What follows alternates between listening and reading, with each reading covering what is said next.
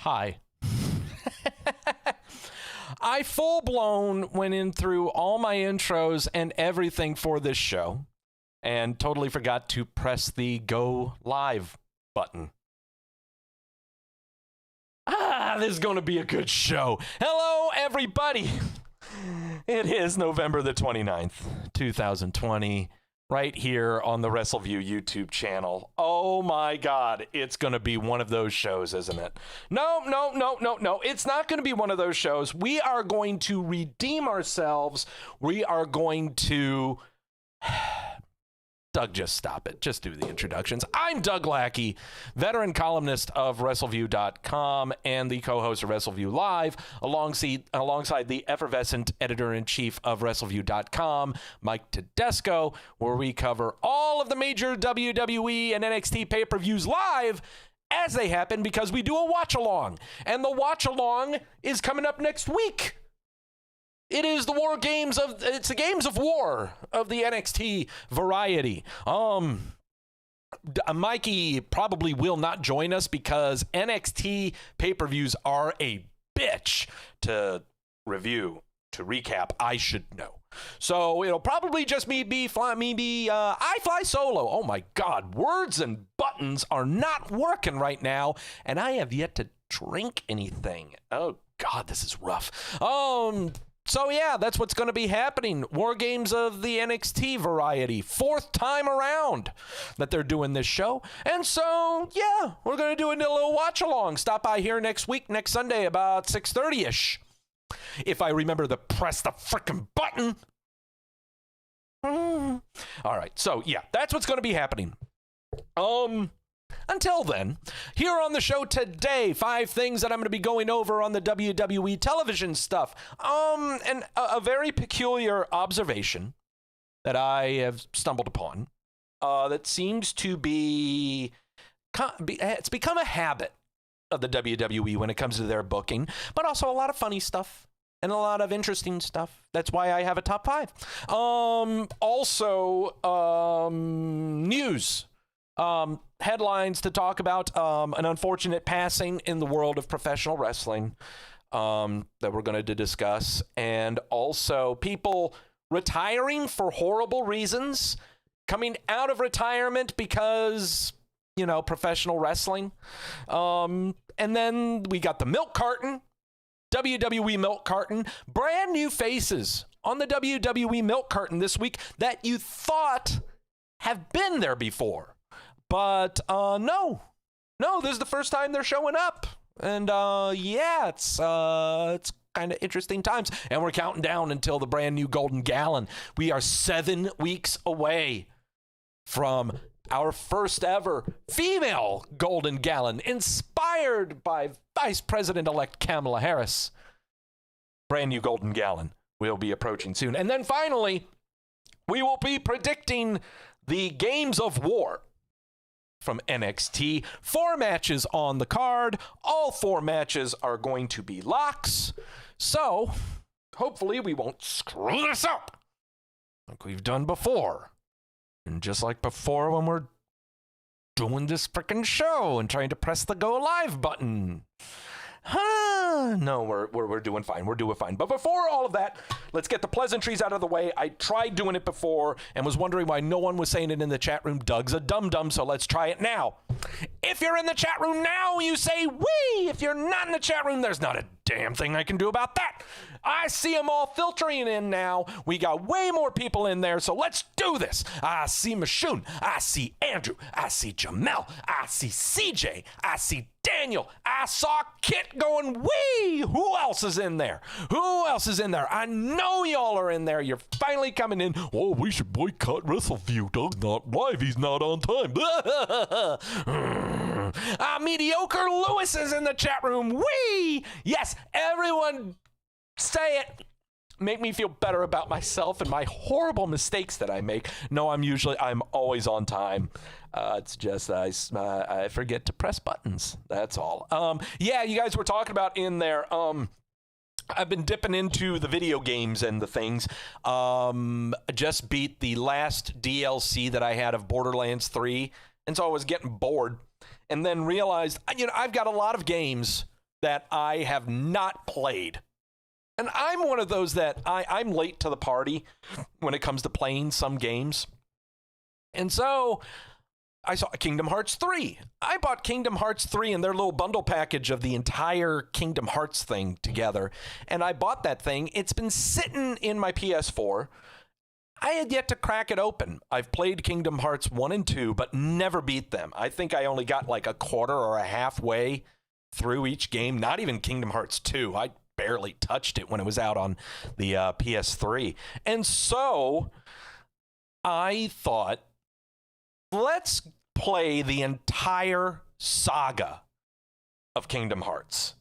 You know, in the best way that we can to get the story right. Not just 1, 2, and 3. Okay, play every game of Kingdom Hearts so that it tells the entire story, because the Japanese have fricked up timelines in their games. So yeah, that's what I thought. And then CJ kind of brought it up on the Facebooks with me when I brought it up in there that, hey, you should stream it. That doesn't sound like a bad idea. I might do that. I've just got to set up some things. I use OBS for Wrestleview Weekly, but I have Streamlabs OBS also on my computer that I will set up on the Twitch to stream some Kingdom Hearts. So yes, CJ, you're reading it right. We're talking 358 by over 2 days. Birth by Sleep, Diamond Dream Drop, the Triple D, whatever that is. Also viewing the a lot of the cinematics, you know, that were coupled in with 1.5 and 2.5. All the crap. Okay, all that crap. That's what we're doing. Okay, so everything. The whole Kingdom Hearts saga, I'm going to try to stream. I know it's going to take forever, but also bear in mind, guys, I'm not going to stream daily playing this. It's probably going to be weekly. I don't know what day yet. Just trying to figure it out right now. Don't know. Dream drop distance. Thank you, CJ. Yeah. I don't know what the schedule's going to be on this or how long I'm going to be doing it. I'm right now setting it up is what I'm doing. So, yeah. So that's something to look forward to. But until then, sources. What are the sources for the show? I cracked it open and poured it into my sifter of inconsequential regret. And I think that Jamel would be interested in this one. I decided to try something new, but also try something that's outside of my home state of North Carolina.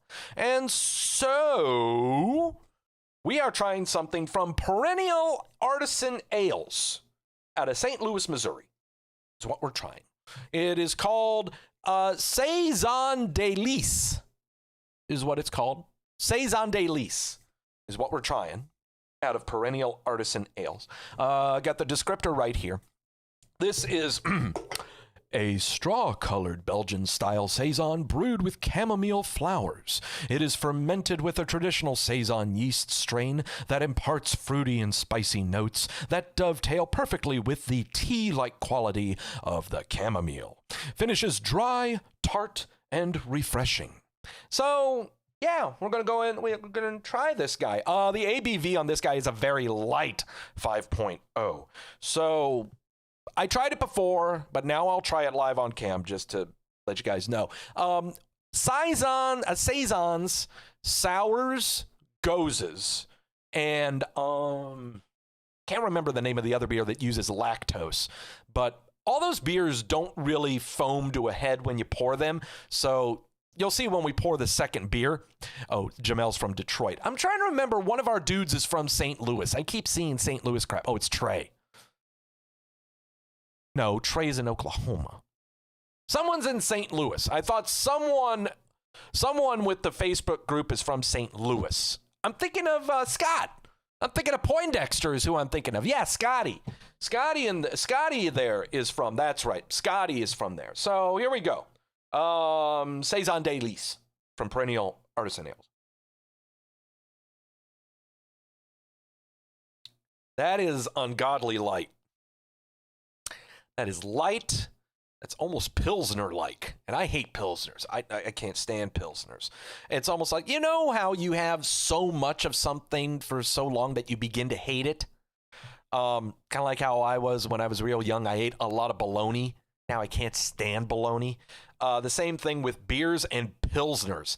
I can't stand Pilsners because throughout my college years, I drank Miller Lite and Bud Ice and Ice House, and yeah, it's so.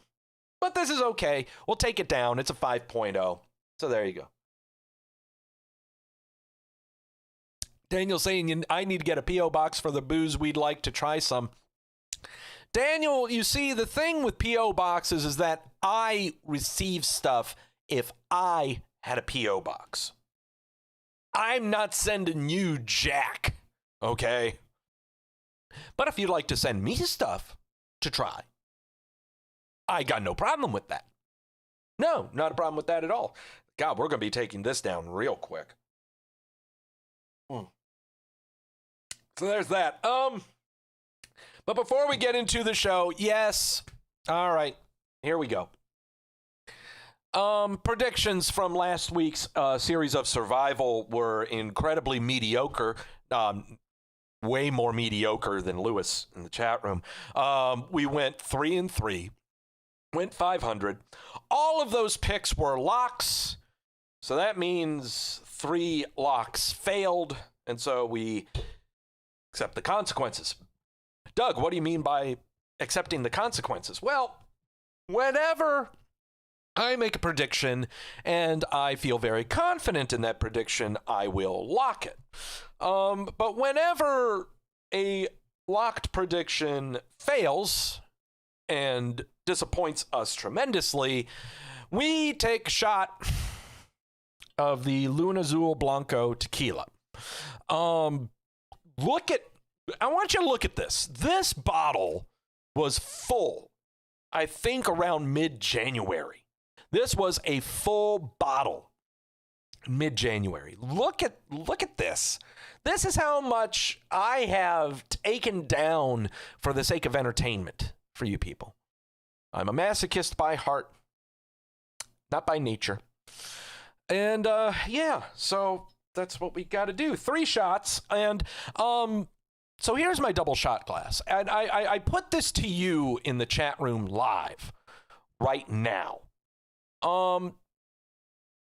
3 shots. This is a double shot glass. We have a decision to make here. Mediocre Lewis, have I tried the Rocks tequila yet? No, not yet. Can't find it. It's not here in state. I'd have to cross state lines to find it. If they have it over there across state lines in Rock Hill, South Carolina, at the liquor store I like to go there called Frugal McDougal. I just wanted to say their name and give them a plug for no reason whatsoever. Guys, I need to do a poll in the chat. Either I do 1 shot today or I do 2 shots today. Reason I'm asking is because whatever is left over, we are taking during the Games of War next week. So it's either I do 2 and we just get 1 shot to take us into the pay-per-view, or we get incredibly destroyed for Wargames next week.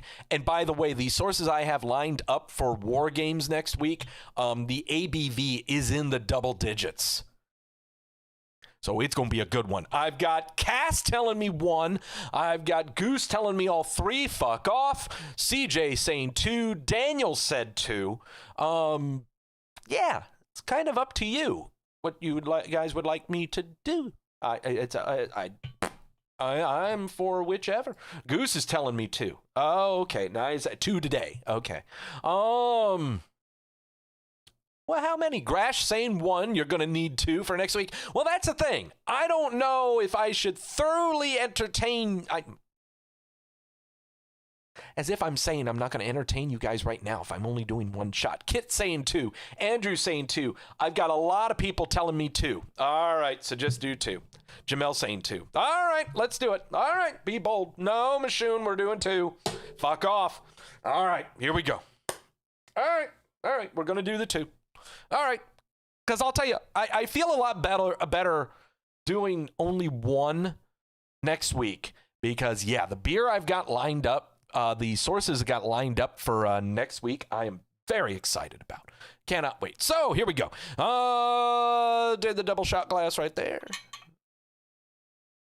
I am not excited about this, though. Not excited at all. Look at me being full of integrity to make sure that guy is filled up to the top. Okay.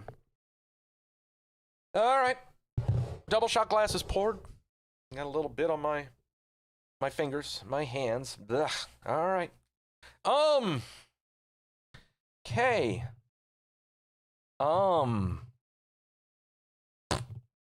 I keep on putting it off and putting it off. I always procrastinate taking this, but damn it, we'll go ahead and do it. All right, here we go. Take this guy up over the boom arm, put it in front so everyone can see it. Woo! Cass saying swap it with water off camera. No, I don't do that. No, I've got too much integrity. No, I would never do that to you people. I would never do that to you creatures. Here we go.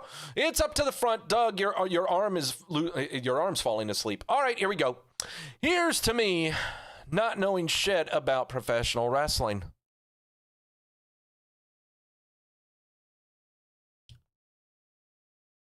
God damn it. Oh, DeAndre, hello, how are you doing? I'm doing horrible. Oh, I'm doing horrible because I just did 2 shots of tequila. Oh, oh, God, chat in the chat room going, wee. Oh, oh, that hurt. Oh, that hit hard. Oh.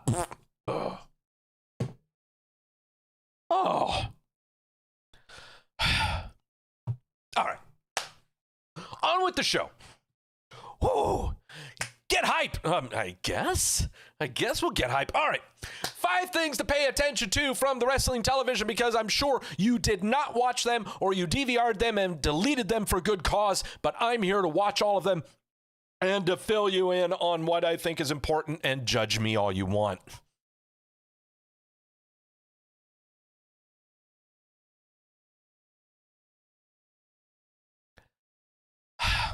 Let's start things off on NXT because, you know, NXT Wargames. Let's start things off with a swerve to get us into the Wargames with Tony Every Day is Leg Day Storm turning on Ember Moon and slinging her into the steps. I think, and I'm not sure, you guys in the chat or those that watch a lot more wrestling of the independent or international variety than I do may know this. But this is, from what I understand, within the WWE at least, the first time that Toni Storm will be a heel. She's always been a babyface at NXT UK. But this is the first time that she will be heel within the WWE universe, realm, plane, is what she's going to be. Over in NXT, you would never really think about this, just because in NXT, there's no such thing as faces or heels. Everyone is a thing. You know, Damian Priest is supposed to be a babyface, and I don't know why. Yeah, so, but the big thing about heels, and we always hear, we've been hearing a lot of since Roman Reigns turned heel, oh, he's so much better, he's so much better. It's because between baby faces and heels, the heels have a character. You know, they have flaws, and they exaggerate those flaws. They exaggerate their personalities. So in order to have the baby face go over and be the good guy, and the heel is the villain. Baby faces are simple characters. You know, the most complex thing about the babyface, though, is what their pathos and their ethos is. What the heel will turn on its head when it comes to the pathos and ethos of the babyface, you know, to make them look like a hypocrite. But then the babyface looks at the heel and goes, dude, you're a hypocrite all the time. So that was personality talking right there between babyfaces and heels. So Toni Storm, always been a babyface and just smiling with her weird black makeup stuff and looking like a biker chick. I don't know. But now that she is a heel, we might be able to establish a character of some kind with Toni always leg day Storm. And it's kind of fascinating too within the NXT realm. Who our baby faces and heels are of the vagina persuasion. On the babyface side, we have Io Shirai, who I can't stand, to tell you the truth, is incredibly confusing to me when it comes to whatever the hell she is, because she will pose and smile and then immediately frown. Her facial expressions are horrible. So you have Io Shirai. Rhea Ripley, Shotzi Blackheart, Ember Moon, who else? Caden Carter, Casey Catanzaro. I think those are all of the baby faces I just listed off. And the injured Tegan Nox. On the heel side, we have the Toni Storm that's just been converted. Dakota Kai, Raquel Gonzalez, Candice LeRae,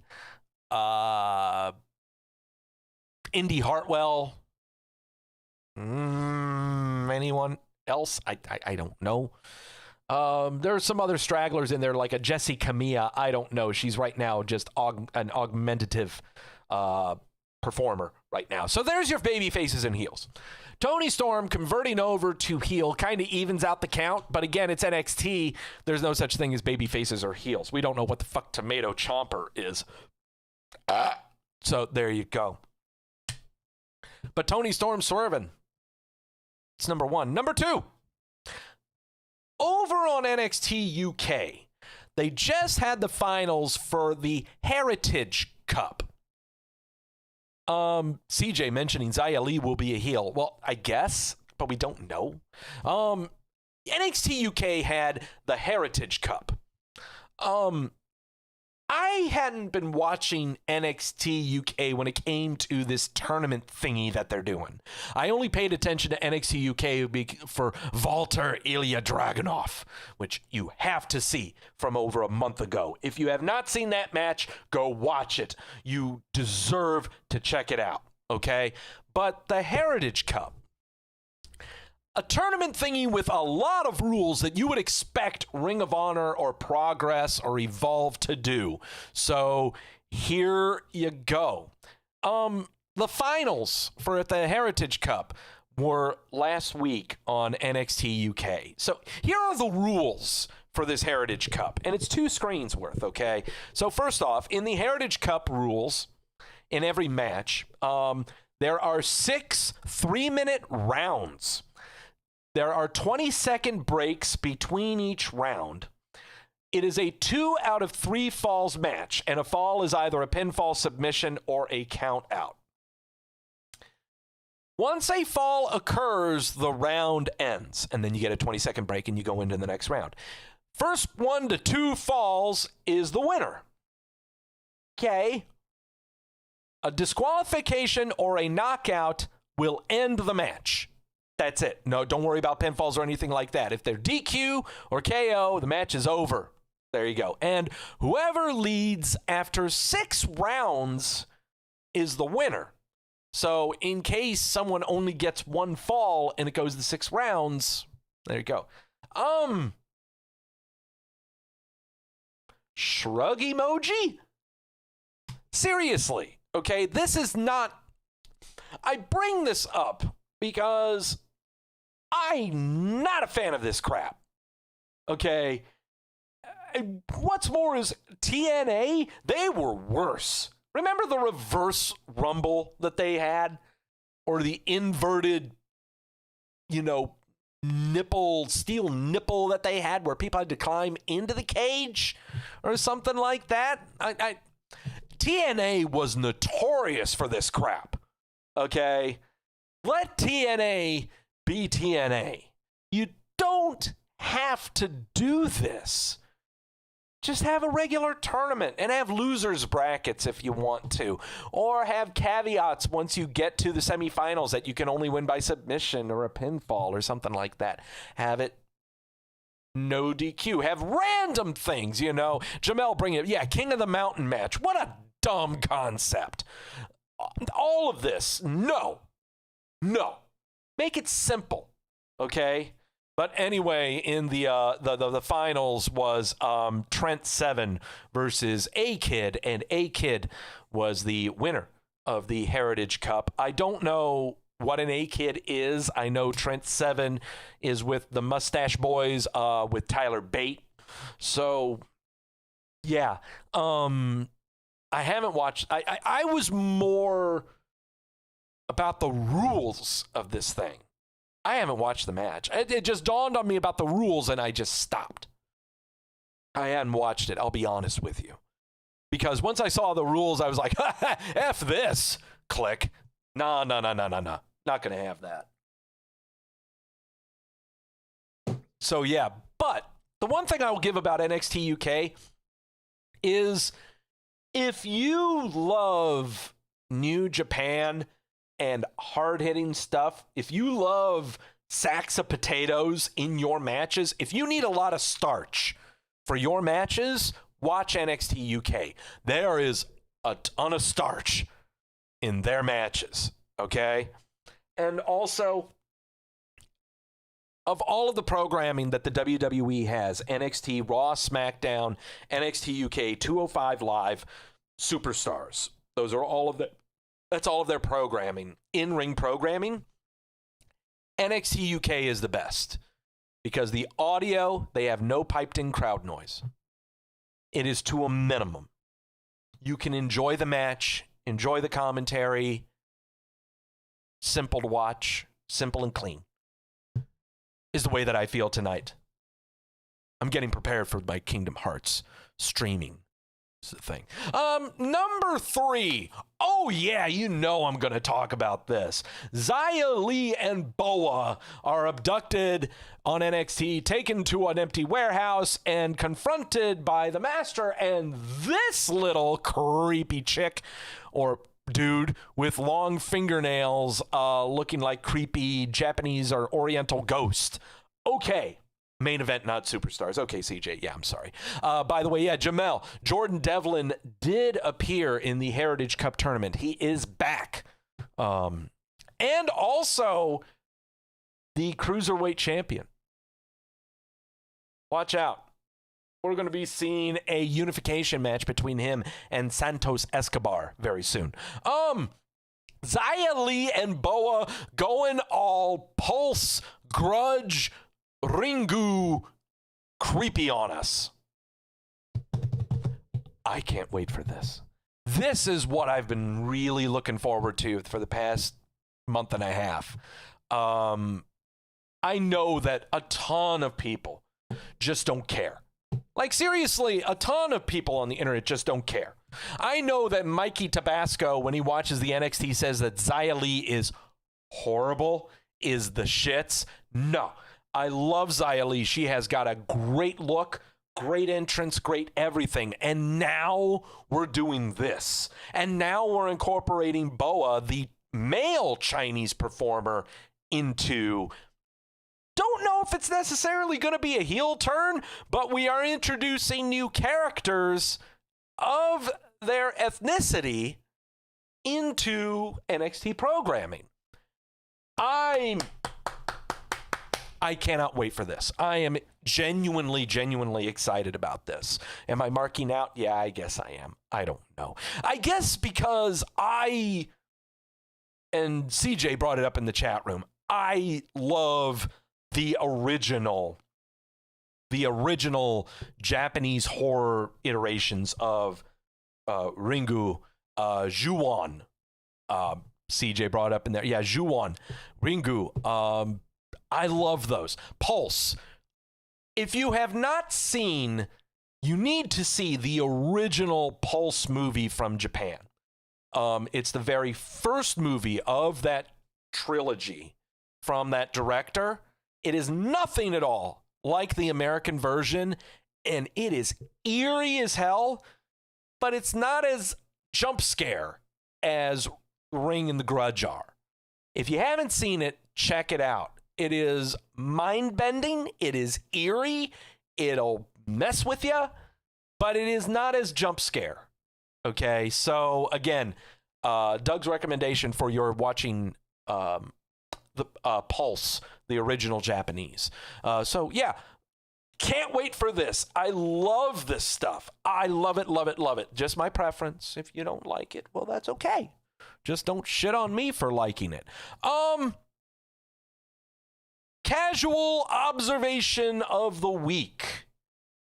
Going here with Keith Lee blasting, I guess, Bobby Lashley out of the ring with the pounce. I love the pounce.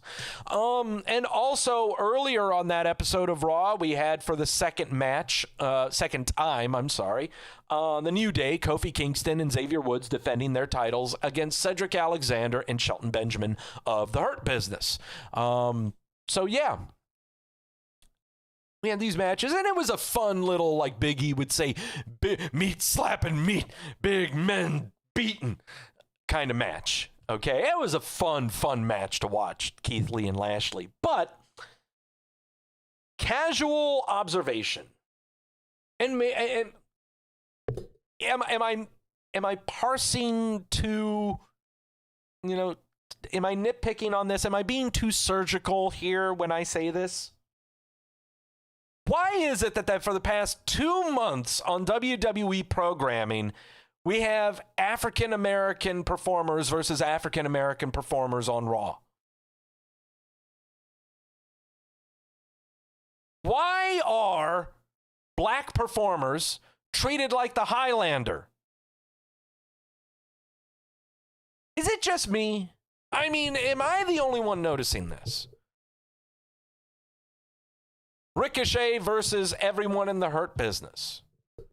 People of color versus other people of color. Is it just me? I mean, am I nitpicking? I mean, am I being too progressive? Am I being too SJ-dub? I don't like being a social justice warrior. I never thought I would be. But do we always have to see this? I mean, do we always have to see black on black violence? Because violence happens everywhere, regardless of ethnicity. Please tell me I'm wrong. Please convince me I'm wrong. I have to be, right? And I don't, and I'm, again, don't paint me in a picture of, oh, Doug, you don't want them to get their shot. No, I want them to get their TV time. But why does it always have to be against each other? Why can't I get more Keith Lee versus Sheamus? Why can't I get more of that? Why can't I get Bobo Lashley versus some other white guy? Any random white guy. I mean, don't get me wrong. I'm glad they're on TV. Yes. Yes, have them on TV. I'm not debating that at all. It's just, can we have them do something else other than doing the obvious that we've been seeing for the past 5 or 6 weeks? Can we? Maybe it's just me. Maybe I'm being too nitpicky. Okay, maybe I am. I don't like being a social justice warrior. I really don't. I can be offensive, but slightly racist. Slightly, but you guys know I do it in tongue-in-cheek. You guys have always known me for doing it in tongue-in-cheek. CJ, White Boy Challenge Part 2. Yes, that's what I want. That's what I want. I want Bobo Lashley getting in the ring, issuing an open challenge to any white boy in the back. That's what I want. I want that. Okay? God, I want that. I need that. I need that. Oh, boy. CJ, Jamel saying, would I rather have Dolph Ziggler on TV more? He's fine at the ratio that he's going, okay? That's the thing I'm trying to say is I'm not saying that black guys need to be on TV less. That's not what I'm saying. I want them to be doing something else than beating up another black guy. I want them to be doing something else on television. I want them on television. By God, I want Keith Lee doing this stuff every episode. I want Bobo Lashley doing this stuff on every episode. God, the New Day Hurt Business tag team match that we got last Monday and the Monday before. Oh, great stuff. Great tag team matches. Are you kidding me? Some of the best tag team stuff we've seen in almost the entire calendar year from the WWE. Don't get me wrong. Can we just have them doing something else other than beating each other up? That's all. That's all. That's all I want. That's all I'm asking for. Honorable mention from the top 5 of the Wrestleview. You know, yes, I think it was about 3 months ago, we wept openly over the breakup of the Iconics. Play the sounder. Do it now. Hey, Kayla! We cried in our pillow that Monday night. Uncontrollably. Uncontrollably. You gotta be joking me! At least I did. I mean, I went into work with 3 sets of bags under my eyes, and everyone thought that I had moved out of the apartment, and Deanna, left me for someone else or something like that. But no, we thought the breakup of the Iconics would be the death of Peyton Royce and Billie Kay. They were so funny together. But now they separated. It's been 3 months. Peyton Royce has now been working or performing alongside Lacey Evans on Monday Night Raw, which is fantastic. If you have seen their Twitter exchanges, oh God, it's so entertaining. Those two are great together. You may not see them as a tag team that often, but them performing together off camera, outside of the ring on Twitter is great. They are great, okay? But someone who's been better has been on SmackDown, and Billie Kay, who has been going around showing everyone her, giving everyone her resume, giving everyone headshot photos of herself, going to the commentary desk last Friday and just to Cole and Graves saying that she has an extensive background in talking. She is fantastic, okay? Billie Kay is... Hey, Kayla! A treasure. She is an absolute fucking treasure. You gotta be joking me! I love her. Okay, seriously. If you all remember how I was with Vicky Guerrero, okay, God, Vicky Guerrero is great. Oh, God, she just command an audience with 2 words and that voice. Billie Kay is, God damn it, she is great. And she hasn't even had a catchphrase yet. Her voice is just as good as Vicky Guerrero's. When we get back to live crowds and she gets on a mic, oh my God. We have got to keep Billie Kay under contract for another 3 years. Seriously, Billie Kay is the new Vicky Guerrero. She is the new Vicky Guerrero. You gotta be joking me! Forever. Okay? You can make her a manager. have her alongside any male performers that you want to. Hey, Kayla! She is fantastic. Will the WWE have the patience to keep her until the live crowds come back? I'm not sure. But this tweet from Peyton Royce, laughing at Billie Kay's stuff. Oh, man. I was rolling.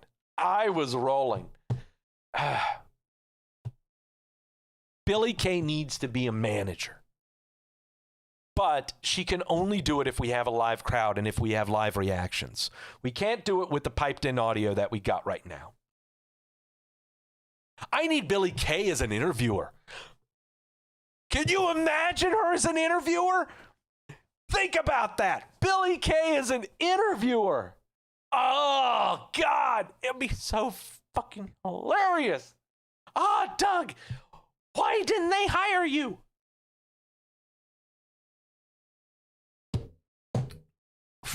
Why not?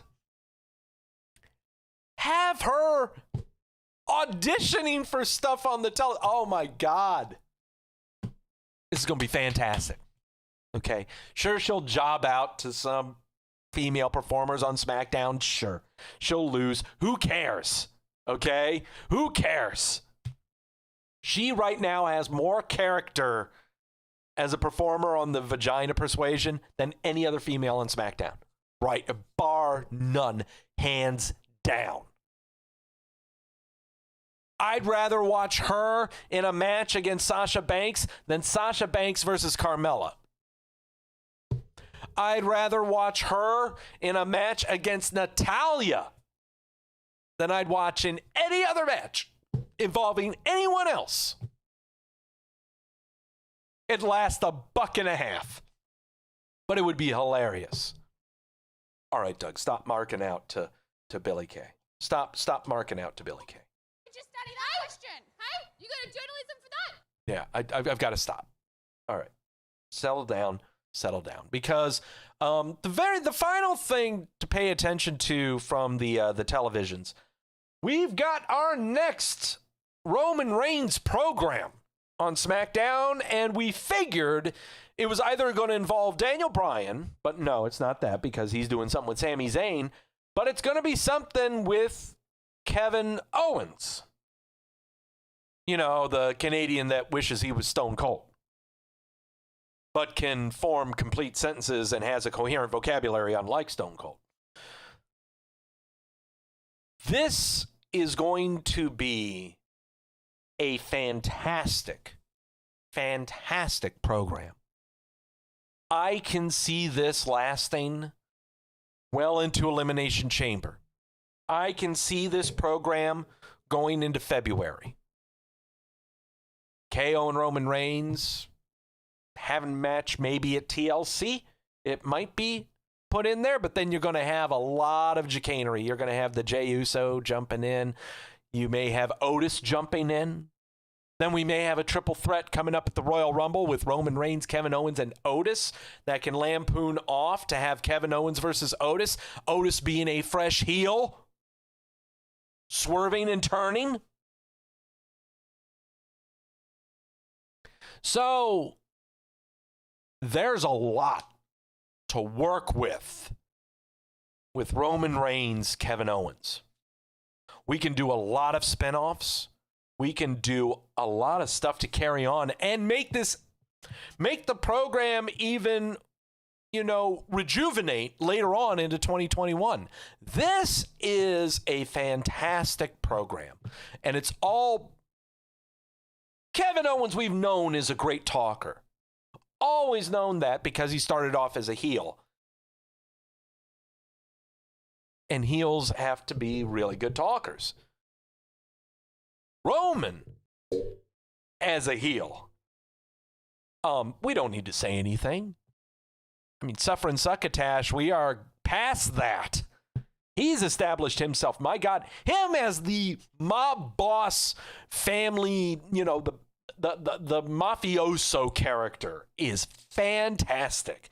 This Godfather angle that Roman's got going right now, and Kevin Owens playing, the Elliot Ness character to try to dismantle it, to try to show it for how hypocritical it is. Great stuff. Great stuff. But this can carry on even further. We can have a stopgap in between, when Elimination Chamber happens and we have the grand reset button and everything, and then let's say go to SummerSlam of 2021, we can rejuvenate this program. This is great. This, even though we're in the tail end of 2020, this could be the best program of 2020. Because right now I'm trying to think of the best programs that have happened this year with the WWE. And frankly, over on the Raw side, we have Drew McIntyre. His quest to become champion was a decent program. We had a stopgap in between with Dolph Ziggler, and now Randy Orton for 4 months. Rey Mysterio and Seth Rollins. Do I need to say anything? No, I don't. That fucker went on for 9 months. Well, not 9 months. It was more like 8. 7. Doug, you're just going to count down numbers now. It's about 7 months that one went on. Nah, not that. Otis and The Miz on the SmackDown side, not so much. Also on the SmackDown side, Roman Reigns, Braun Strowman holding the title. That didn't last too long. So, right now, CJ saying New Day Hurt Business is going to be fun. Yes, that's going to be very fun. Great matches. But right now, this has got my full attention. Okay, Roman Reigns, Kevin Owens is going to be fantastic. We're looking at right now, starting today, we're looking at a 3-week build going into TLC. So, tables, ladders, and chairs. So, what are we going to expect out of this? Could we get a regular match and not a stipulated match of some kind? No, we're going to get a stipulation of some kind. So, I got a feeling I'm going to book it right now. TLC, 3 weeks from now, Roman Reigns, Kevin Owens in a tables match. In a tables match, Jey Uso butts in, Kevin Owens goes through the table, and we carry on into Royal Rumble. That's what I'm painting. I am not confident enough to lock that. I know damn well to not lock any predictions that are not pay-per-view related. I've been burned on them before, and I'm not going to do it now. Done it before. Not going to do it again. No. It's going to be a tables match. So those are the 5 things that I took away from WWE television and stuff. Didn't watch any AE dub. It's going to be a while until I check out AE dub. But I'm definitely checking out this stuff because WWE moves into Tropicana Field. That's right.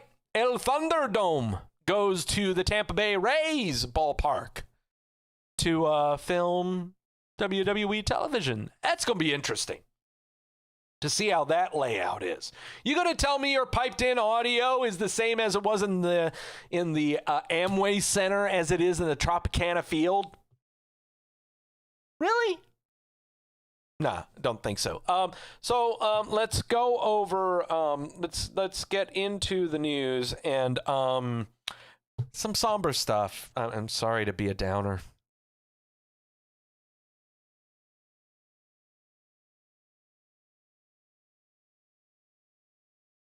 No, that's not it. Damn it, Doug. Get your shit together. There we go.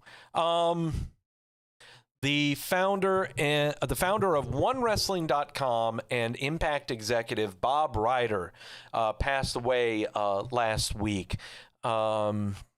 According to PW Insider, Ryder lived well beyond the 3 to 6 months he was initially told that he had left after his long battle with cancer.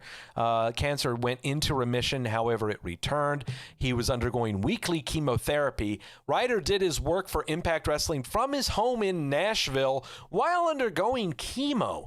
He also worked as their director of travel ops. According to F4 Dub Online, I don't want to talk about his cause of death or how that happened. But he was one of the longest employees of TNA Impact Wrestling. He was considered a pioneer in the internet wrestling community when he hosted the first ever online WWE chat during WrestleMania 11. Yeah. Back in the AOL days when WWF had a contract with AOL. Yeah. Ryder also worked for WCW by helping with their website and hosting WCW Live with Jeremy Borash. News of his passing went scattered all over. If you want to jump on Wrestleview, .com, we've got statements from Ed Nordholm and Scott D'Amore on Ryder's passing, but I wanted to see how the wrestling industry reacted to his passing. I'm going to be honest, I did not really know of how great he was to the outside of the WWE wrestling community and industry than I did seeing this. Abyss, I love you, Bob Ryder, rest in peace. Dixie Carter, beyond devastated about the passing of Bob Ryder. He was the kindest, most selfless person you could imagine. He always did for others. He meant the world to me. We had just talked, and I was worried he would be alone for Thanksgiving. I cannot tell you how much I will miss him. Eric Bischoff, you were a good man.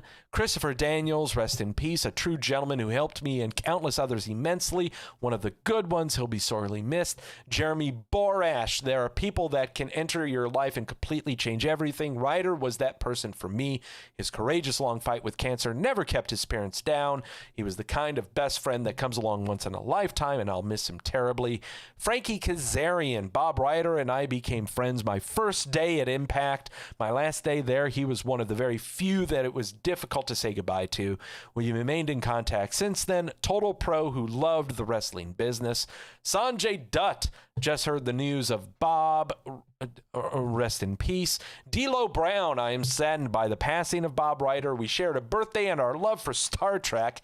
Our talks on the phone would always start out as business, but would quickly evolve into the latest episode of Discovery. Birthday buddy, you will be missed. Mike Bennett, rest in power, Bob Ryder. I always felt like Bob was the glue that held Impact together. And finally, All Elite. AEW and the wrestling world mourn the passing of Bob Ryder. Our thoughts are with his family and with his friends. No, you will not see the WWE say anything about Bob Ryder because he didn't do anything with the WWE. So don't hold that against them. He didn't work for them. But it is a rarity that you see such an outpouring of respect for someone outside of the WWE, no mention of the WWE, no one affiliated with the WWE, and everyone says nice things about them. You rarely see that. And it's something that we need to cherish, that we need to honor, and that, again, I'm going to be honest, I don't know that much about him, and I'm glad I don't. Because if I knew way too much about him, it would cloud what everyone else is saying about him. There need to be more people like him outside of the WWE, without a lot of people within the WWE, to help bolster organizations and people who work outside of the WWE to make pro wrestling better. He's one of them. Apparently, according to all of the testimonials, I will not refute them. I will not refute them at all. I'll take everyone by their word about how great a man Bob Ryder is. I can't believe I'm saying that with a void of cynicism. I can't. I just can't. It's way too much evidence and way too many testimonials to destroy any kind of cynicism I may have. And I am one cynical son of a bitch. I pray that there are plenty more Bob Riders outside of the WWE to help professional wrestling in general is the thing. That's my concern. We need more Bob Riders in professional wrestling. Former WWE star Gillberg was released from the hospital after suffering a severe heart attack a couple of days ago. According to Gill's friend and former superstar WWE performer James Ellsworth, who took to Twitter to provide a health update, Gillberg is expected to be back home soon and begin transitioning into getting back to normal. That's a long message from him, but there's James Ellsworth, the turkey neck guy that I bumped into over at All In over in Chicago a few years ago. He's a weird looking guy. So, good to know that Dwayne Gill is doing good and everything. It's just, I just hope he could find someone else to speak for him. Couldn't you find a family member? Like, seriously, Dwayne, couldn't you have your wife or family?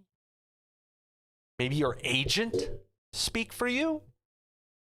Why does it have to be James Ellsworth? I mean, now my cynicism is really creeping in. Announcing his retirement earlier last night, I read his message over the Twitter and reported here on Wrestleview early this morning. Former Ring of Honor and Impact star Jimmy Rave announced his retirement after an arm amputation. Jimmy Rave was teamed up alongside Lance Archer to be the Rock and Rave connection with TNA Impact Wrestling. He made his announcement on Twitter last night, noted that this was the hardest tweet he has ever had to put out. He stated that his retirement was due to an infection in his left arm, which resulted in an amputation of his left arm above the elbow. He was trained by Murder One, made his debut in October of '99 as the Mr. XTC, the masked Mr. XTC. He would later become Jimmy Rave. Debuted Ring of Honor at 2003. He left in 2007, joined Impact alongside Lance Archer, stayed there and left in June of 2013. Yeah. But the biggest thing that he says in his statement is that he should have paid more attention to his health. He says here, quote from his statement, "This was the hardest thing I've ever had to type." Doug, don't say the joke. "If you have questions or comments, please feel free to DM me. Please take your health much more seriously than I did." This goes back to the conversation that we had a few weeks ago regarding health insurance and professional wrestlers and unionization. Professional wrestlers are very weary to get themselves hospitalized, to get their injuries and everything checked on. This is probably due to MRSA. He could have been diagnosed with diabetes and never known it until he went to the hospital. He could have died if he had not had this checked on a couple of weeks later. Professional wrestlers and their personal health should take priority over anything else. And the only way that they can have that checked is if they have health insurance before they become a professional wrestler.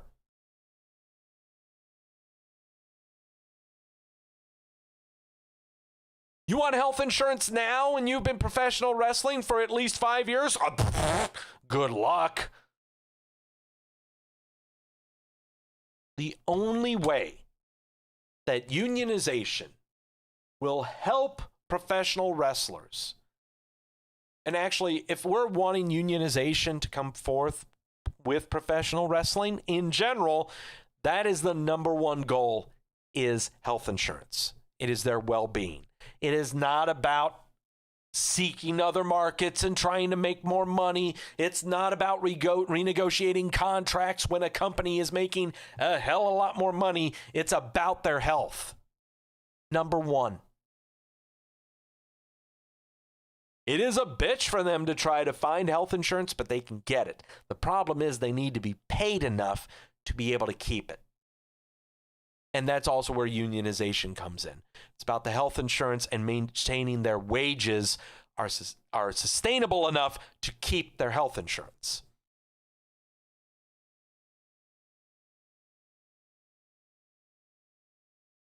That's where the argument is. Taya Trinidad's argument of unionizing, that is not the argument you should be taking. It's on Jimmy Rave's argument for unionization. Never made the argument, never mentioned unionization. But watch out. You watch out. He'll speak soon. Speaking of people who were in retirement, former WWE and NWA Women's Champion Jazz came out of retirement after being in it for a hot fucking minute of only a week and a half. During a backstage segment of Tuesday night's Impact, she announced that she's going to be Jordynne Grace's tag team partner for the Knockouts Tag Team Tournament.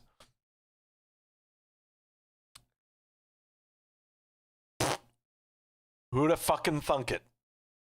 Who'da fucking thunk it? Some great news. Oh, great news. Finish off your sources for your second one, Doug. Okay. The NWA will return this week on Tuesday with a brand new weekly series called NWA Shockwave. They announced this on their YouTube channel. They're returning to action this Tuesday. It's noted in the announcement that fans of the NWA's Patreon page will have access to the weekly episodes on the Monday prior to its airing on Tuesdays. NWA announcer Joe Galley noted in the video that NWA Shockwave will be produced at Thunder Studios in LA every week, in conjunction with the United Wrestling Network. It's back. NWA Power 2 Electric Shindig Shockwave. NWA Shockwave is back. Yes. But no Aaron Stevens. Wait. Aaron Stevens is part of UWN, isn't he? The question mark is back. All right. We are so going to talk about NWA. I would much rather talk about NWA than AEW. Everyone help him out. I'm going to help him out. Okay? God, I love NWA. Love them.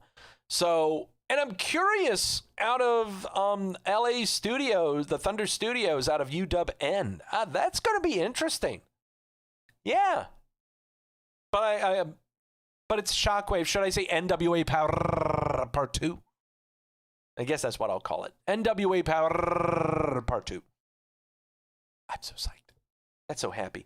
WWE filed a shit ton of trademarks over the past week. They filed it for the Goddess, that's the nickname for Alexa Bliss, the Queen, nickname for Charlotte Flair, and the Big Dog, that's a nickname for Roman Reigns. They also filed trademarks for Dean Ambrose, C-Nation, and Legend Killer.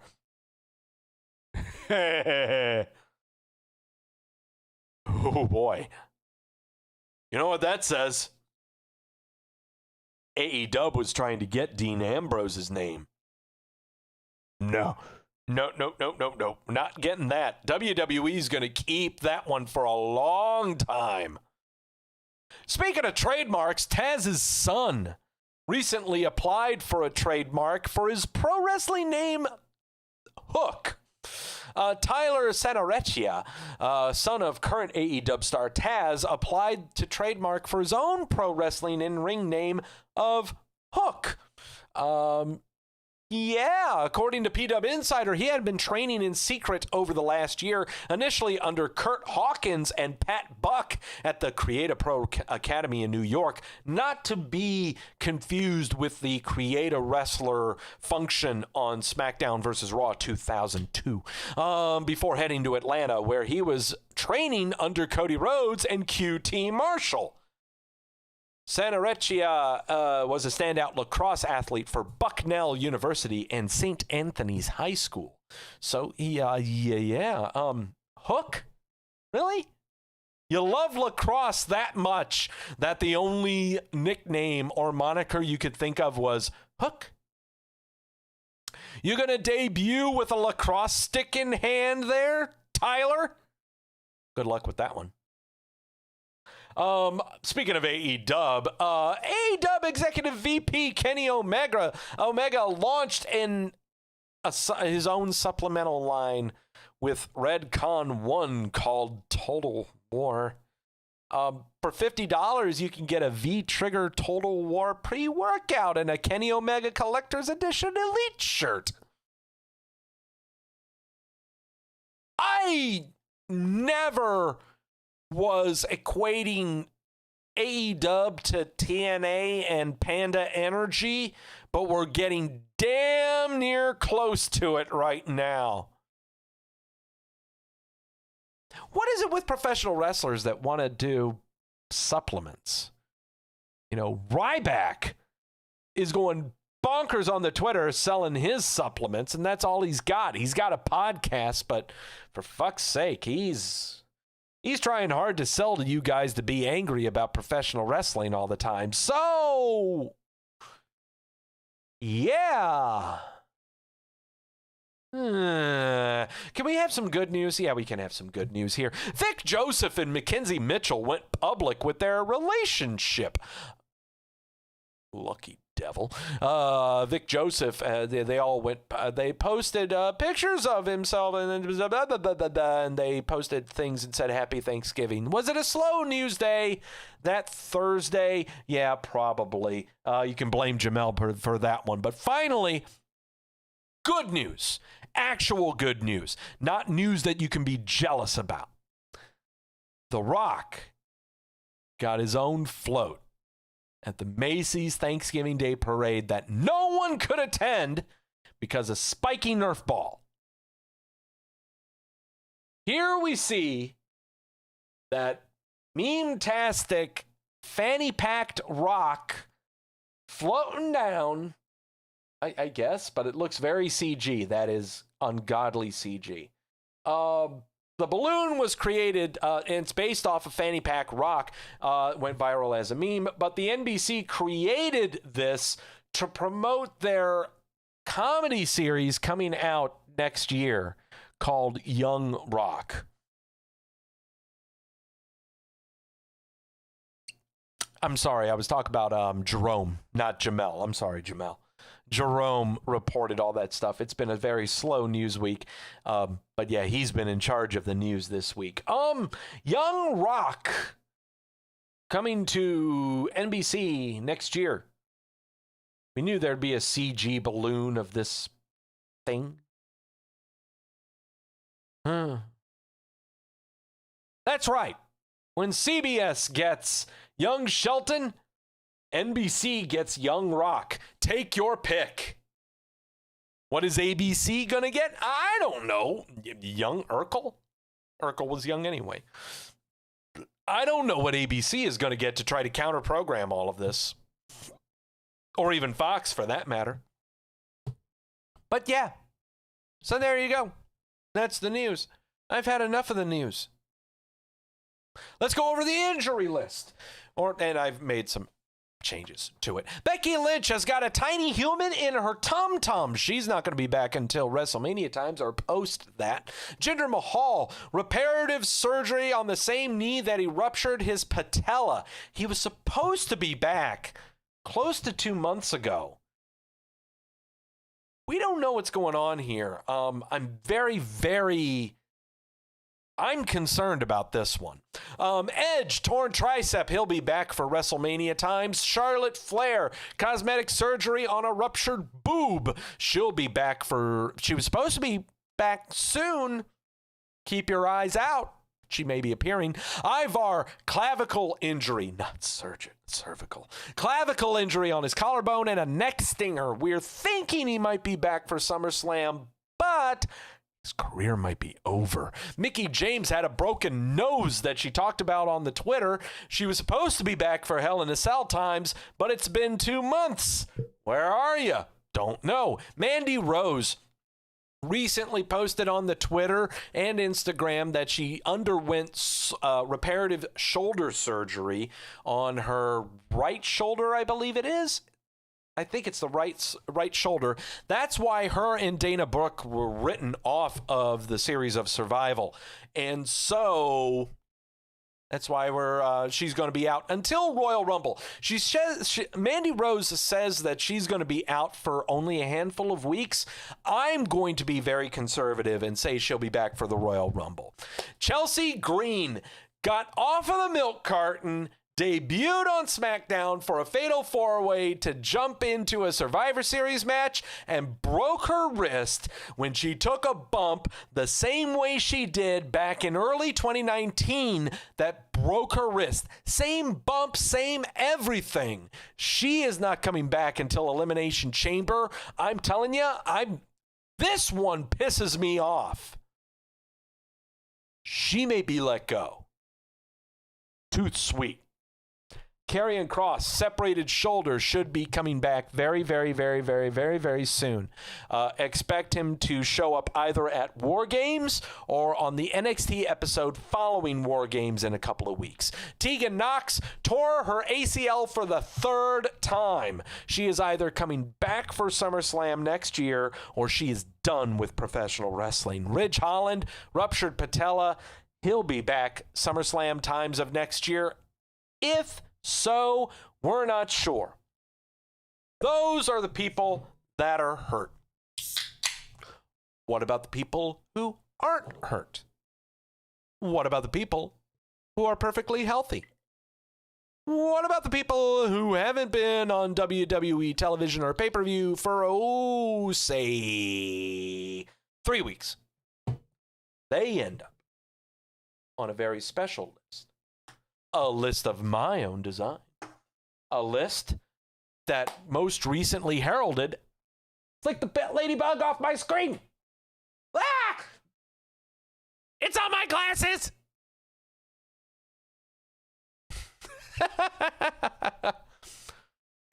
We recently celebrated a brand new golden gallon. Doug, what's a golden gallon? Shut the fuck up. I'll explain it later.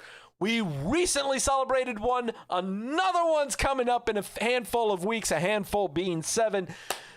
Turn your head if you're squeamish. Brace for impact. It's a WWE milk carton.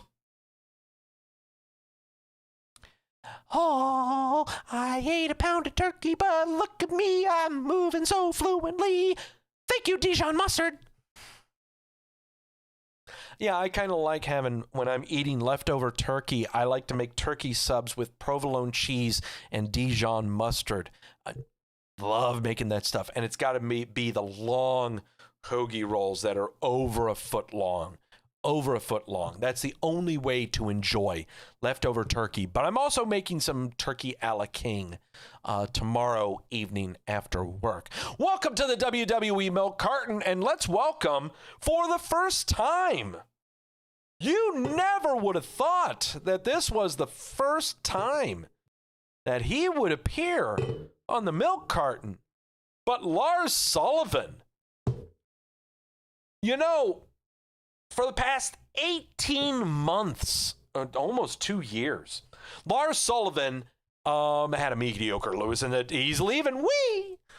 Lars Sullivan, for 18 months, had a destroyed right knee. ACL, MCL, PCL, destroyed. Took him 18 months to rehab. He comes back for the past, for 2 weeks, doing interviews to establish his character after beating up Jeff Hardy and Matt Riddle and the like during the draft. But now here we are, 3 weeks since his last interview or monologue. What are we doing? I have no problem with Lars Sullivan. I have no problem with him whatsoever. Fucker made mistakes, okay? Stop it. He made a lot of stupid statements before he was signed with the WWE. Give the guy a break, okay? Give the guy a break. Killian Dane. Haven't seen him since the November 4th episode of NXT, where he was beaten up by Pat McAfee's group of Pete Dunne, Oney Lorcan, and Danny Burch. Haven't seen him since then. He was bludgeoned in between a car door. No, that's storyline driven. You just wait some time. We'll see him return soon. But I'm not sure about this one. Speaking of people that we need to get over, Velveteen Dream. Haven't seen him since that same episode on November the 4th of NXT, where he had a match against Tomato Ciampa. Every time this cat appears on TV, everyone's saying to fire him. For no reason whatsoever. WWE conducted an investigation regarding, stuff involving interactions with minors. They found nothing. And I'm going to keep on saying this. If it were really serious, don't you think the authorities would have been involved? This is beyond the WWE scope, okay? If you've got a problem with it, then you need to contact the Orlando PD. They're the ones that should be handling it. Stop bitching about a guy's livelihood on television. Cesaro, haven't seen him since the October 30th episode of SmackDown. He teamed up with Shinsuke Nakamura against the Street Profits. Shinsuke Nakamura, since then, was in a battle royale of no relevancy whatsoever on the series of Survival, but Cesaro wasn't there. Is he hurt? Is he taking some time off? Is his contract coming up? He's put out a line of coffees. Does the WWE like that? He didn't really do a lot of streaming. We haven't seen him on Up, Up, Down, Down. Keep your eyes on this one. Keep your eyes on this one. Isaiah Swerve Scott, haven't seen him since the October 21st episode of NXT. He took part in a six-man tag of the Teddy Long variety. Now, if all four of you want to mix it up, then we're going to do it right. I'm going to make this a tag team match. Yeah, I need to find the sounder of William Regal saying playa. But yeah, he teamed up with two other jokers to go up against El Legado del Fantasma. Bronson Reed, haven't seen him since the October 21st episode of NXT, where he faced off against Austin Theory. He was victorious in that match. Austin Theory was not, and Austin Theory says that he then quit the NXT. Both have not been seen since then. Austin Theory is still on WWE's main roster. Aaliyah, have not seen her since the October 14th episode of NXT, where she was there to take a powder to Toni Storm's debut, and her manager Robert Stone was there. This is a national travesty. They need to be back on NXT. I've got to see Robert Stone on my television. Aleister Black. Haven't seen him since the October 12th episode of Monday Night Raw, where he faced off against Kevin Owens to prolong their little mini program that they had. Then the draft happened, and he's supposed to be on SmackDown. Since then, his wife was fired by the WWE because she decided to open up an OnlyFans account to try to make money from dressing up like fucking Storm or Psylocke or whatever, or a Mortal Kombat character, and Aleister Black is nowhere to be found. I have no problem with him being let go.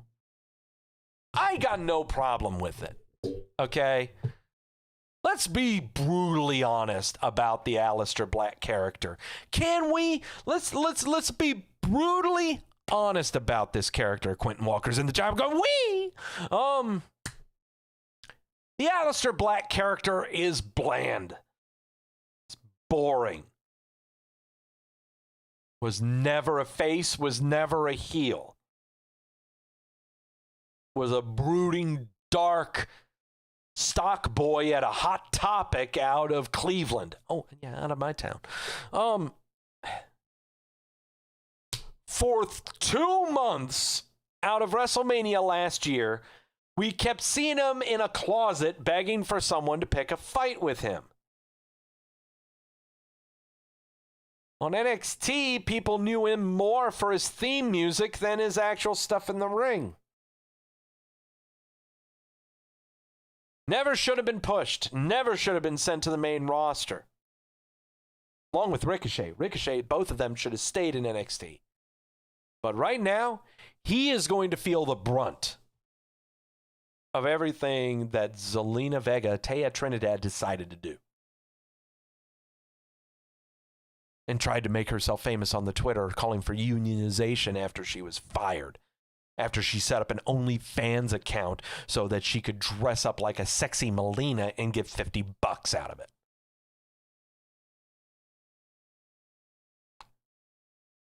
I give him 2 months. You'll see him gone.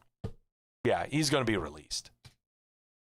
Andrade, haven't seen him since the October 12th episode of Monday Night Raw where he faced off against Angel Garza. This match happened 2 weeks after there was a quad tear scare out of Angel Garza.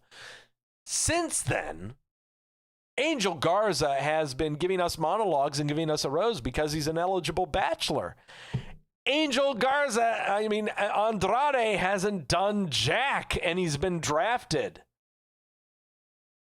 Where? I can't remember. This one, I don't get. This one, I really don't get. Unless we're giving him some time off alongside Charlotte to help her out in her healing, and then he shows up and he's a big to-do.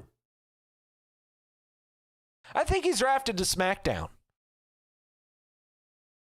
Something, I can't remember. Jamel saying he and Charlotte are going to be paired up as an act on TV? No. They will. No. Taking sip of the sources on this one. Remember that talk we had about black on black violence? Do you think they're going to pair up a white girl with a Latino male? Seriously. I am not saying this. I am totally for them showing it on TV. But seriously, do you see that happening? No. Never. They had no problem with Rusev and Lana, but they had no problem with Lana and Lashley. No. They ain't touching this one. No.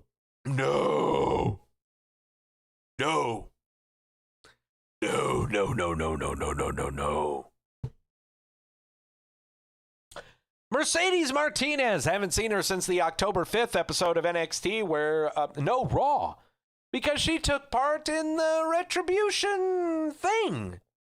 She was just standing back there wearing a mask, part of Retribution. Now she's not part of Retribution. It's been 3 weeks. No, it's been over 2 months. Well, no, it's getting close to 2 months. Where is she? She celebrated a birthday since then. She was active on the Twitter all about it. Where are you?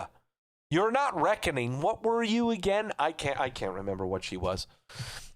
Marina Shafir, haven't seen her since the September 23rd episode of NXT, where she took part in the Battle Royale of the Vagina Persuasion for the second time. There were 2 Vagina Battle Royales on NXT this year. She took part in that second one. That one was won by Candice LeRae. Riddick Moss, haven't seen him since the September 21st episode of Monday Night Raw. He was underground. Underground doesn't exist anymore. We're above sea level now. Daba Kato was there too. He was drafted. He was drafted to Monday Night Raw. We haven't seen him. It's been 2 months. Where are they? They were cage fighters. What's going on? Arturo Ruas got off the milk carton and he debuted back on NXT a couple of weeks ago and he lost to Kushida. What's going on here? I don't know. Doug, stop being so demonstrative. But Jessamine Duke was there too. She was underground on September the 7th. What's going on? I'm not really angry or anything. I'm just being inflective with my voice. Scarlett, haven't seen her since the August 26th episode of NXT. That was the episode that Karrion Kross relinquished his newly won NXT title due to injury separating his shoulder. Karrion Kross may be hurt and not on the milk carton, but that does not prevent Scarlett from being on the milk carton. Watch for her to show up on the episode of NXT following Wargames. Induce Share, haven't seen them since the June 24th episode of NXT, where a monologue was being delivered on their behalf by their manager, Bivens.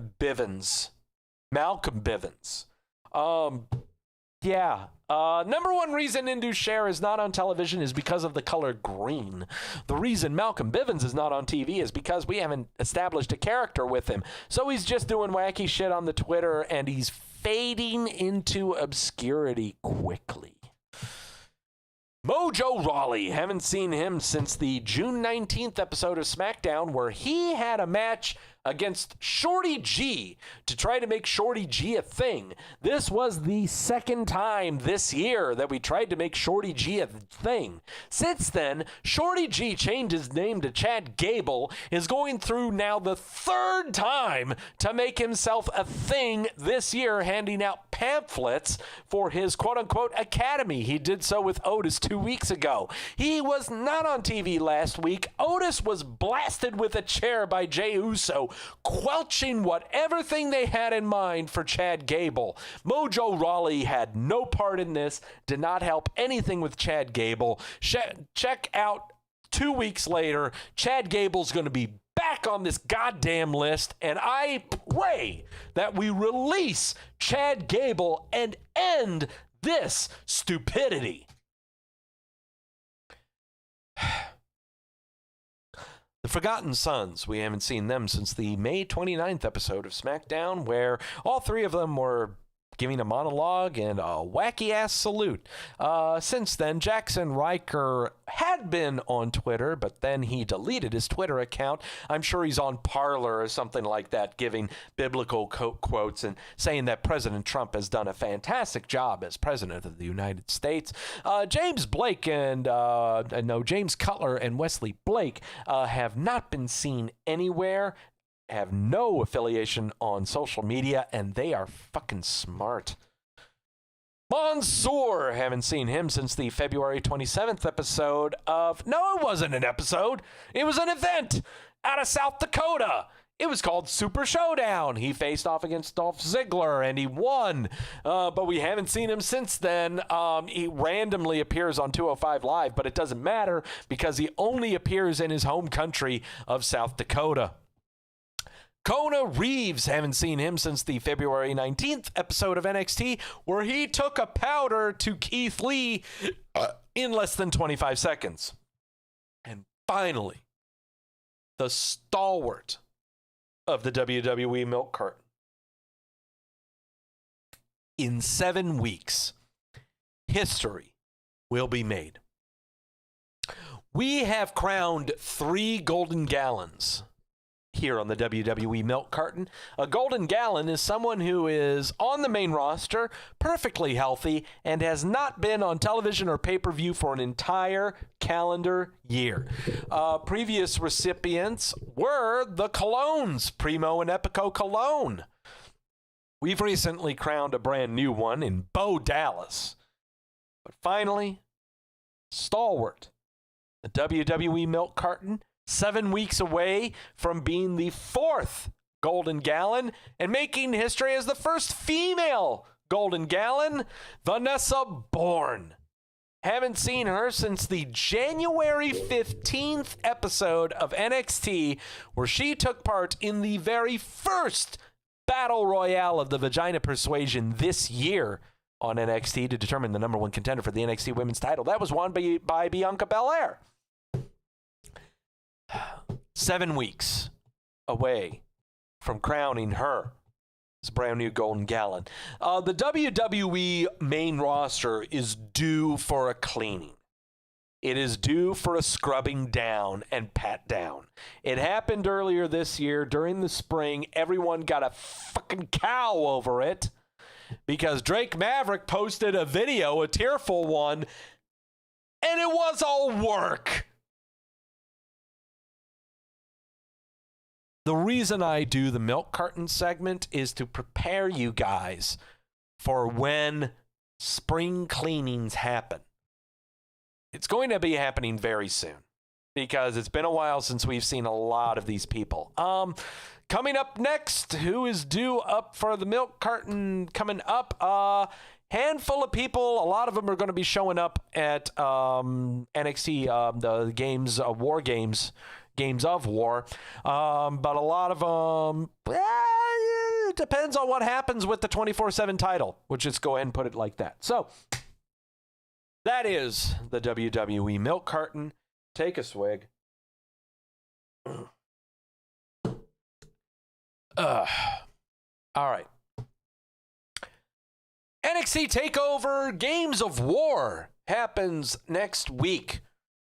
At 7 o'clock, we will be here at 6:30 next week to go over to watch the show. Join me in watching it live. But until then, we've got to predict these. There's 4 matches that we've got to predict, and let's get to it.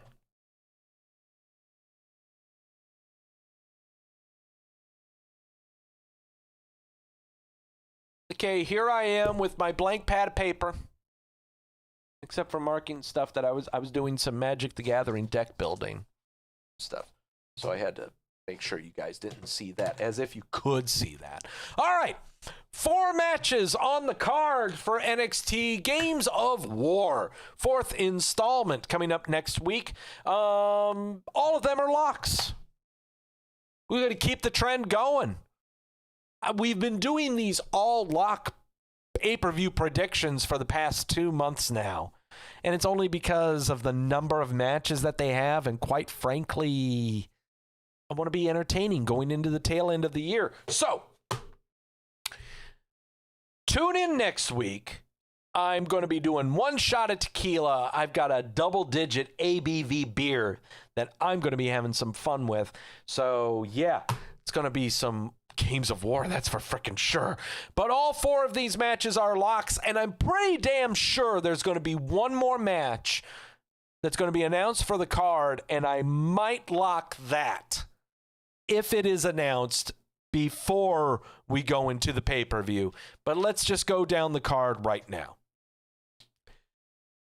Cameron Grimes versus Dexter Lumis in a strap match. We had them in some kind of House of Horrors match during Halloween Havoc last month. They had a blindfold match on an episode of NXT. I'm telling you, if you have not watched that, just watch it. It's only 5 minutes long, okay? But Cameron Grimes, Dexter Lumis has been one of the most a very entertaining program. Cameron Grimes is fantastic. He really is. I really don't know if I would want him on the main roster. He is made for NXT. Okay. Dexter Lumis, he is also made for NXT. I don't know if I would have him on the main roster either. What are we going to do after this program? Who the hell knows? Are any of them going for titles? Who the hell knows? God, it's just so great. I think we've got to end this. We really have to end this. Because the next NXT takeover we're going to have is in January, coming up for the Royal Rumble. I can't see this program going for another 6 weeks going up to Royal Rumble. So we got to end this program now. Let's make it decisive. No, it's going to be Lumis. No. It's going to be Lumis. Yeah. If it's not Lumis, then the only other thing I could think of is Cameron Grimes winning and Velveteen Dream runs in. Because, guys, remember, we had a Lumis Velveteen Dream thing going on, but that was immediately put on the burner so that Velveteen Dream could get his ass handed to him by Tomato Chomper. So, yeah. No, I'm going to take Lumis on this one. Yeah, I think that's fairly confident. Triple threat for the NXT North American title. Leon Ruff defending his title against Damian Priest and Johnny Gargano. This one is kind of tough. We've been doing a great job in establishing the Leon Ruff character. In fact, Leon Ruff is now officially on the main roster. Yes, he was signed out of Ring of Honor in Progress about a month and a half ago. And yes, he has done matches with the WWE and NXT and 205 Live for the past 3 months. But he is now officially on the main roster. And now he is officially part of the milk carton. He's eligible for the milk carton. I have got a feeling that we're going to ride this Leon Ruff train. Because there's a lot more possibilities and a lot more open-ended programming that you can do with Leon Ruff as a North American champion. You can do a lot of things. Oh, Jamel, Evolve. Yeah, that's right, Jamel. Evolve. That's right. He was from Evolve. Not Ring of Honor. Well, it's a side off of Ring of Honor. With Ruff retaining the North American title, he can get a little cocky, you know? And then in episodes of NXT, issue open challenges and go against the likes of a Killian Dane, or go against, you could have a Velveteen Dream show up, get off the milk carton. Boa would be great, coming off of whatever kind of swerve he's going to be going through with the Grudge or Pulse or whatever the hell's going on over there. There is a lot of opportunity with Leon Ruff as the champion. Gargano and Priest can do a program for themselves out there somewhere. You know, I've got a feeling Priest is going to be going to the main roster. Gargano is staying put in NXT. I don't see him coming to the main roster at all. Ruff staying put in NXT for a very long time. So I'm saying long term, Damian Priest is going to go to the main roster after WrestleMania. Is what I'm saying. Leon Ruff, though, yeah, I'm going to lock Ruff. So yeah, Ruff retains. Yeah. Leon Ruff is going to retain the North American title. Before I get into the next two matches, the other match that I am anticipating to be announced for Wargames next week is Timothy Thatcher versus Tomato Chomper. That's the other match I'm anticipating to be announced at the go-home episode of NXT on Wednesday. How will you find out about that? I don't know. Y'all have to watch the show. Won't you guys recap it on your website? Maybe. I don't know. Well, think about it. I don't know. We'll see what we do. Let's go to the War Games matches. What these are two rings joined together, steel cage over the top. I just realized this is in the Performance Center. This is going to be crammed quarters. You think about it. Two rings slammed together, cage over the, no, a cell over the, well, it's a cage over the top of them. Two teams of four.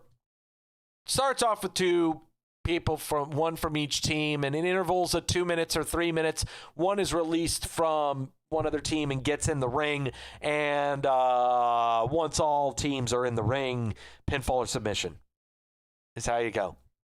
All right. Women's War Games match. Now, what you see here is first Candice LeRae's team of her, Dakota Kai, Raquel Gonzalez, and Tony Every Day is Leg Day Storm. That is their team. Facing off against Shotzi Blackheart. Where it was announced on the Twitter today, Ember Moon is part of her team, probably alongside Io Shirai and Rhea Ripley. So, women's, the War Games match of the Vagina Persuasion. Candice LeRae, Toni Storm, Dakota Kai, Raquel Gonzalez versus Shotzi Blackheart, Ember Moon, Io Shirai, and Rhea Ripley. This one is an absolute no-brainer. Candice LeRae ran over Shotzi Blackheart's tank. Shotzi Blackheart has been doing the hype videos for War Games for the past 3 weeks. And if you have not noticed, and I'm going to recycle back on my images, notice that really nifty tank in the picture for NXT War Games. Shotzi Blackheart has been building a new tank.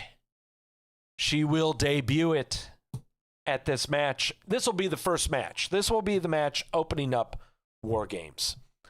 And this is a no-brainer. I'm taking Shotzi's team to win this match. Lock that. Shotzi will debut the tank. The theme is Black Sabbath's War Pigs, which great theme. No-brainer. Absolute no-brainer. I'm glad we built up Toni Storm as a heel so that she could be fed in War Games. Take a swig of the sources. Take a swig. Because this is probably the toughest one. This is the toughest match of them all. It's a main event. War Games. Undisputed Era. Adam Cole, Kyle O'Reilly, Roderick Strong, and Bobo Fish. Facing off against... Are they called The Brand? I think that's what they're going to be called. The Brand. Pat McAfee, Pete Dunne, Oney Lorcan, and Danny Burch. This one is a tough one. This one is very, very tough. The biggest question from this is, how long are we going to keep Pat McAfee affiliated with NXT? Is he officially on the NXT roster? Is he officially doing stuff? And I don't know.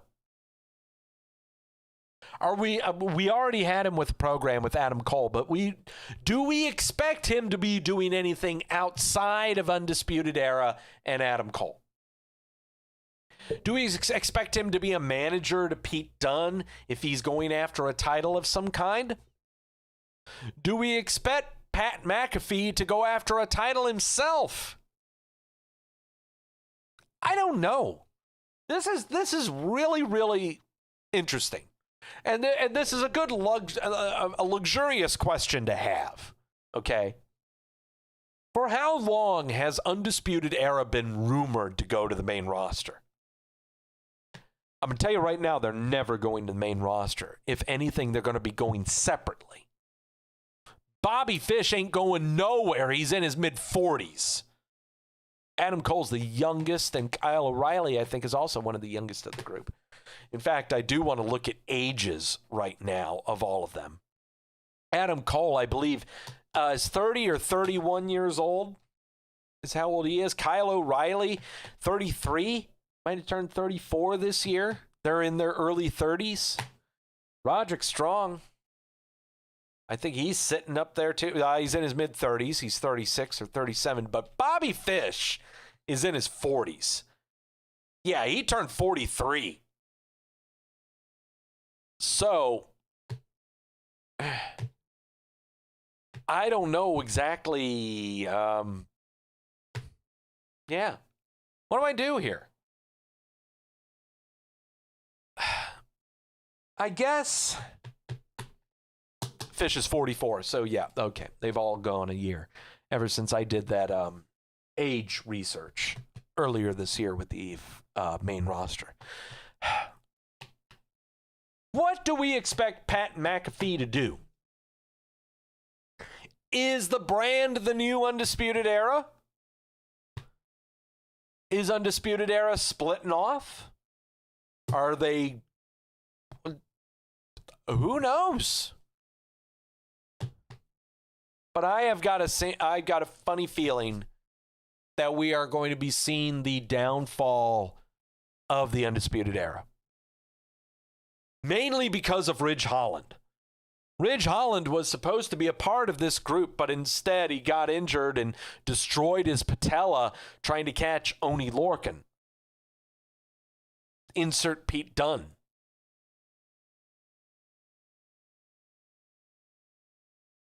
Something's going to happen. I am not sure. But I got a feeling this is Undisputed Era's demise. I'm taking McAfee's group. I'll lock McAfee's group. I'm going to lock McAfee's group. The problem is, and I see a kit in the chat room saying that Strong is going to turn and rejoins Dunn. No, that's not going to happen. Pat McAfee is with this group for the sole purpose of being the mouthpiece. He is a fantastic mouthpiece. My God, he's good. But they've got to find someone to fill in another slot so that we can have a four-man team with a mouthpiece that occasionally interferes. Are we going to have Roderick Strong do that? Maybe. Not sure. Don't know. Mashoon saying Roddy Strong with the turn. It could happen. But don't expect that to be the reason for McAfee to no longer be on TV. Because between Strong, Dunn, Oney, and Birch, none of them can hold a candle to how great McAfee is behind a microphone. You're not going to find anyone that can compete with McAfee behind a microphone on the NXT roster except for Adam Cole. Fonz Balor sucks behind a microphone. He only talks well when he's in a dark room without any people in front of him. So there you go. Those are my picks right there. Don't be surprised if we see Fonz Balor appear on NXT Wargames and he's confronted by Karrion Kross. Don't be surprised. But until then, these are the picks that I've got for Wargames on NXT. Next week, Dexter Lumis will defeat Cameron Grimes in a strap match. The triple threat for the NXT North American title, Leon Ruff will retain the North American title versus Damian Priest and Johnny Gargano. Get off of my screen, you fucking ladybug. With the War Games match of the Vagina Persuasion, Shotzi's team of herself, Ember Moon, Io Shirai, and Rhea Ripley will defeat Candice LeRae's team with herself, Dakota Kai, Raquel Gonzalez, and Tony Always a Leg Day Storm. And finally, in the men's War Games match, Pat McAfee's team, I believe they're called The Brand, defeats Undisputed Era. Pat McAfee, Pete Dunne, Lorcan, and Birch defeating Cole, O'Reilly, Strong, and Fish. And that's what I'm sticking to. It is going to be a very interesting show. to say the least. Wargames out of the PC. Oh, I'm sorry. It's the Capitol Wrestling Center. Telling out from there. And Shotzi's debuting a new vehicle. So can't wait to check it out, I guess. That's going to do it for Wrestleview Weekly. Man, even though this is a light beer, it drinks very light, and that's dangerous. Thank you all so much for showing up.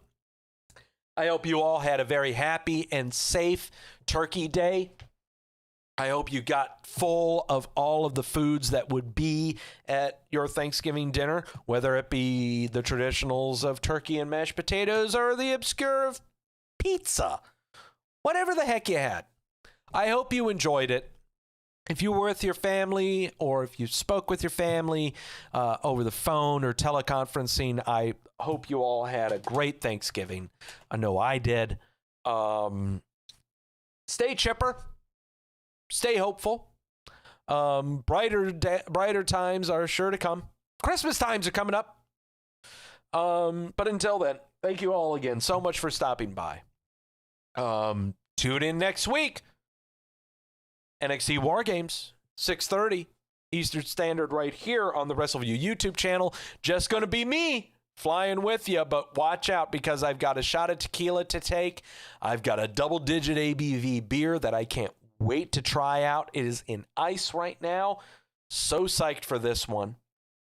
Then we're going to watch some Wargames, watch some stupid wrestling stuff, and I'm going to try to do play-by-play.